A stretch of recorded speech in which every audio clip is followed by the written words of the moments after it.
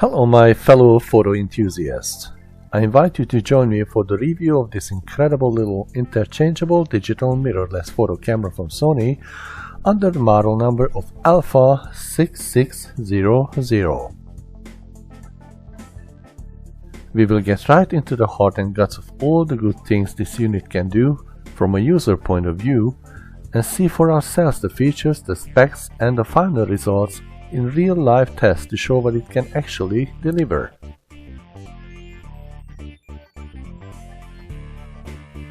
Since interchangeable cameras don't have built-in lenses, we need to pick one as well.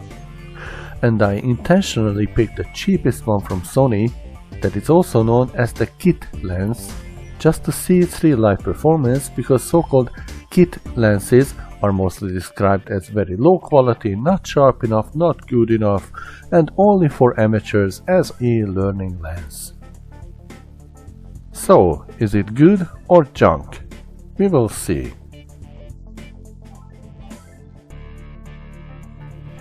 And here it is, this little kit lens. So let's unpack it quickly. The specs are 16 to 50mm zoom range, which translates to a 24 to 75mm range in full frame format, with built-in image stabilizer, fast autofocus and a power zoom. Not so bad for a low kit lens for the price as far as I'm concerned.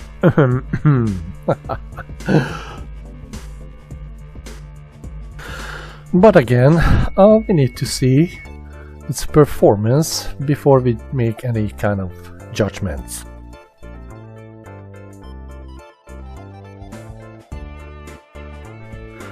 The camera body, on the other hand, has been around for a while, so I know a little bit about it already.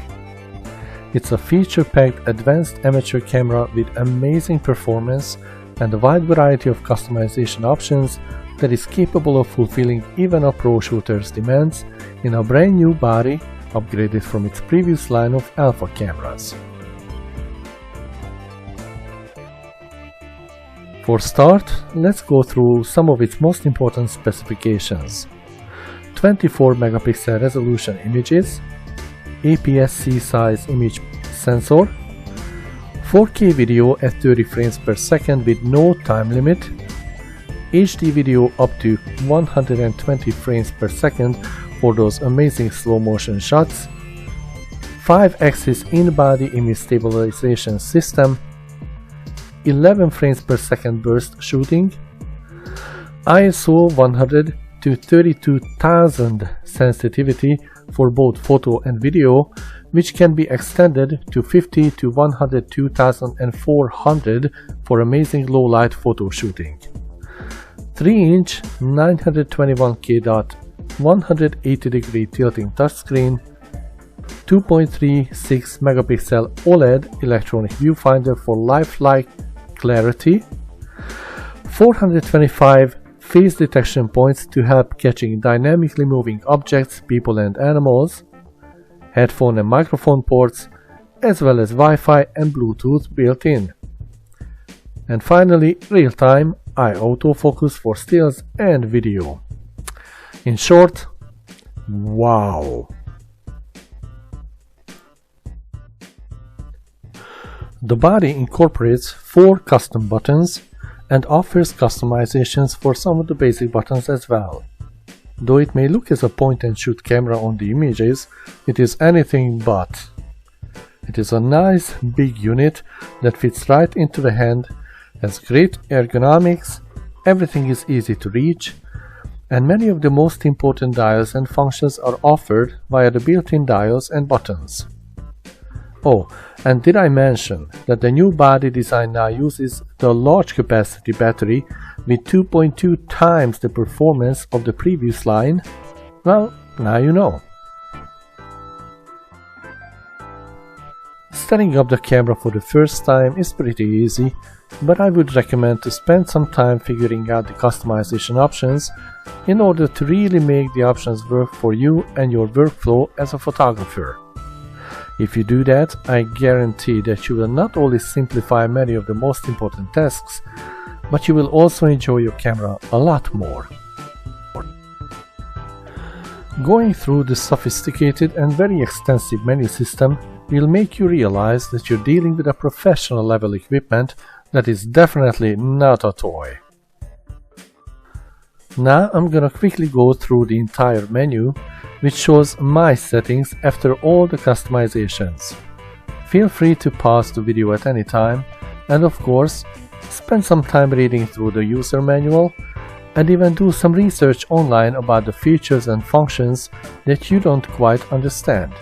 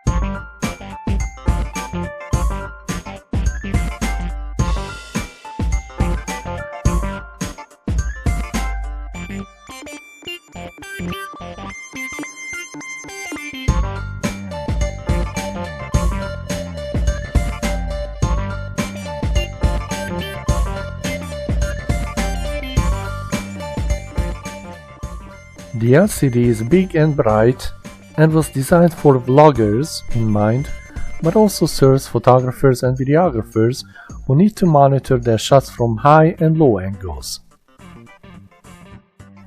You should test it out so you'll be able to set it on the go. The LCD doesn't have any protection, which is exposed to fingerprints and even scratches, so we need to take care of that. And here is the solution, an easy to apply glass protection layer that won't interfere with the touchscreen operation.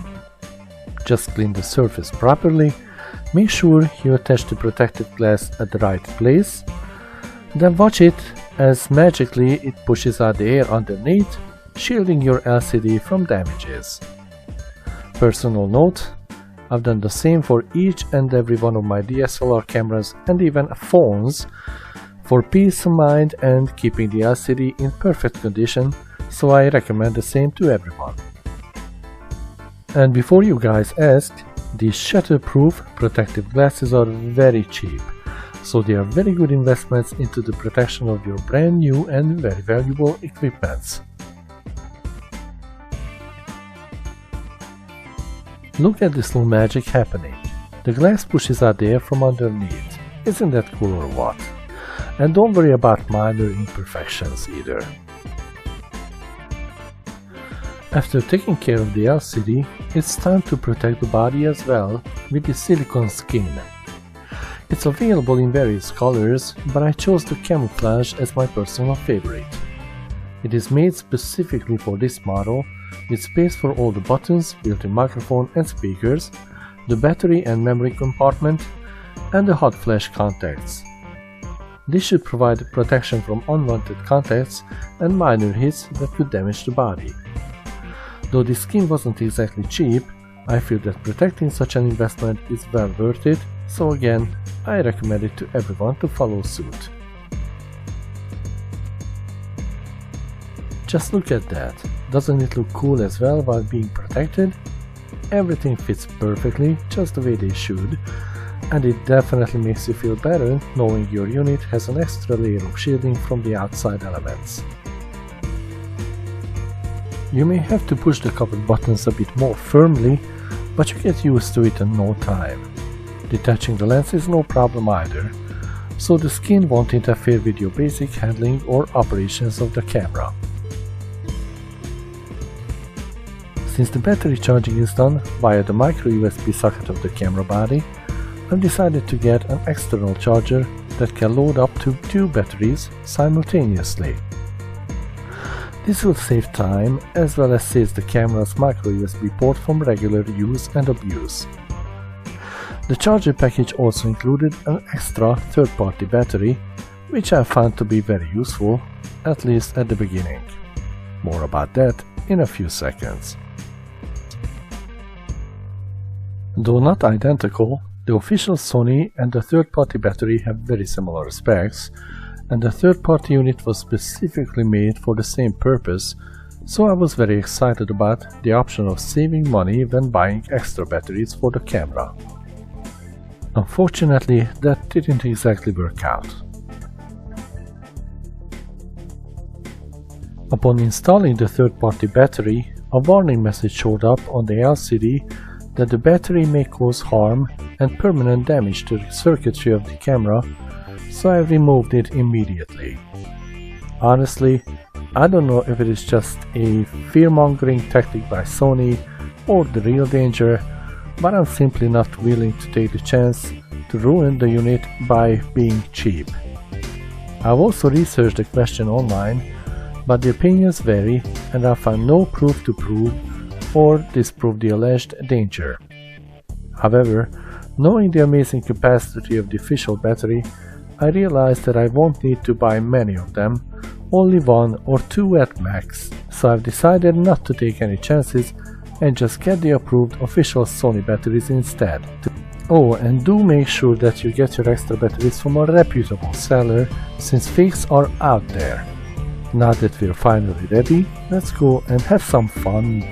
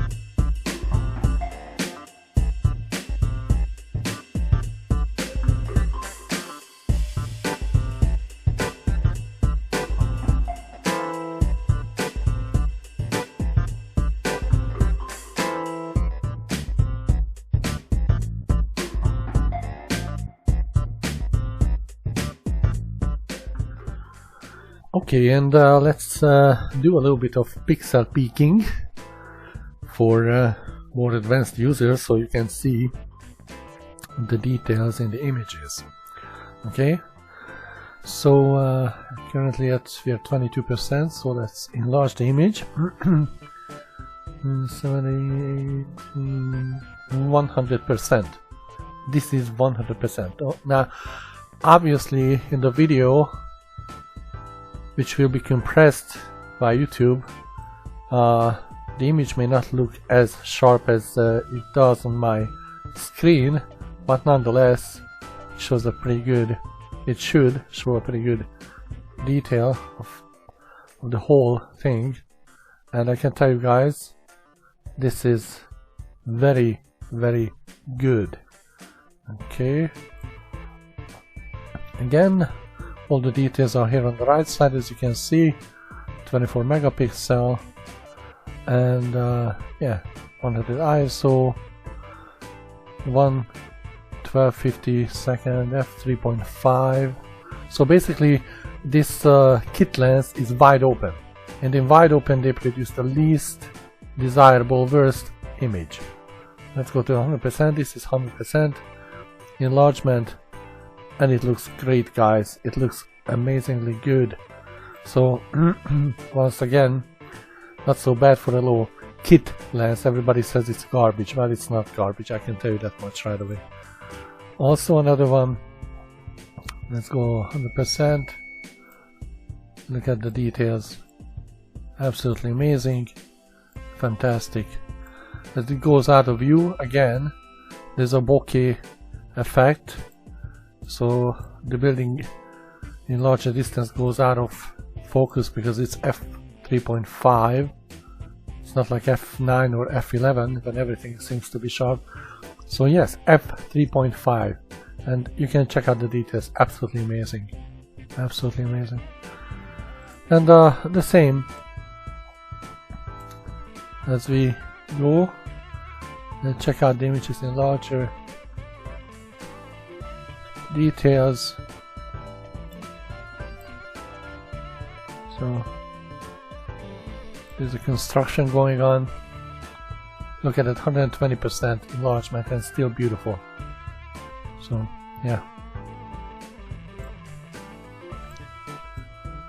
let's see something else. The statue is 100%. It's tech sharp, guys. It's tech sharp from a little kit lens, you know. Oh, it's junk, really? I don't think so. So again, this is the quality you can get from the cheapo lens, if you know what you're doing, okay? But even, as you can see, f3.5. So if it was set like f7, f9 or something, the images would be even sharper and more detailed. But this is pretty good in my book. Pretty good in my book. Look at that. Look at that. Fantastic. Okay, let's move on, move on. It's very nice. Also, 100%. Lots of details, lots of colors. No image noise from the kit lens. So, absolutely, guys, it's very, very beautiful. Gorgeous, gorgeous. Lots of details, beautiful colors. Everything is great.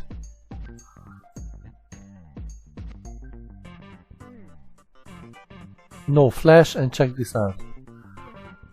Without flash. Oh, we got a high victory sign over there from that girl. I didn't even notice. Again, look at these details. Look at that. All the buildings, absolutely beautiful, gorgeous. Great details. Fantastic quality from a cheapo kit lens. Look at that. Look at the details. And I'm talking about, look at it, 133%. This is the 100%. And all the details. Look at the wheels, look at the colors, everything. f3.1, 3.5, wide open, wide open. When we have the, you know, lowest quality theoretically. f4, still very wide open, and check out the details on the building. Check that. Wow, fantastic. You know, so again, I'm not saying that a top of the line lens won't deliver much more details or much better quality, but even with this f5.6, wow, look at the sharpness and the focal point. Look at that, look at that. Absolutely stunning on this skull. Alright, well, I don't know what else to see. Here again, let's enlarge it to 100%.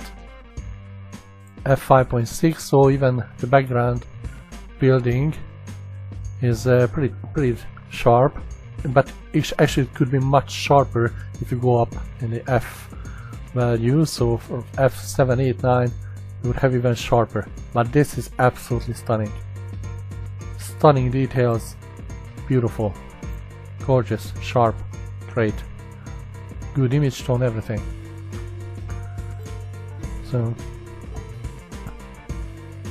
yeah, so I think I can conclude easily with a conviction that this lens is, as for a kit lens or cheapest lens, its performance is absolutely amazing. So Sony definitely delivered something good for very low price, and it's an overall good starter lens. You don't need to spend hundreds or even thousands of dollars on lenses if you're just a traveler and need one lens, an inexpensive one. This is what you can expect. And please don't tell me this is not good. This is amazing. Okay.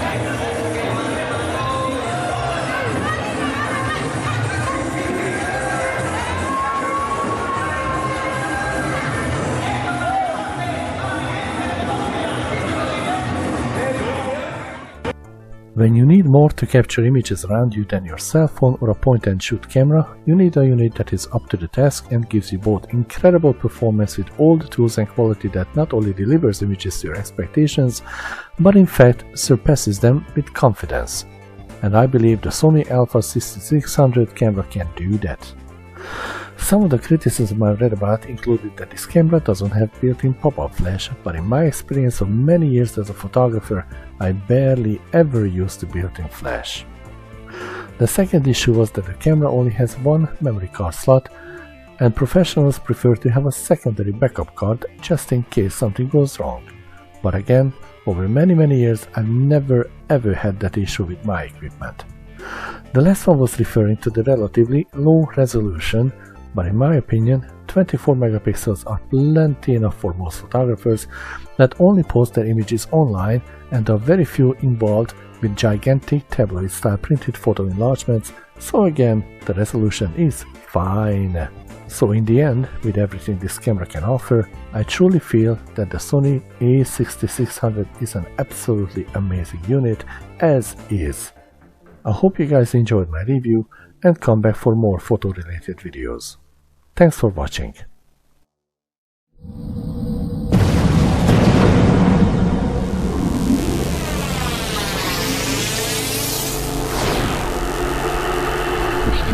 It's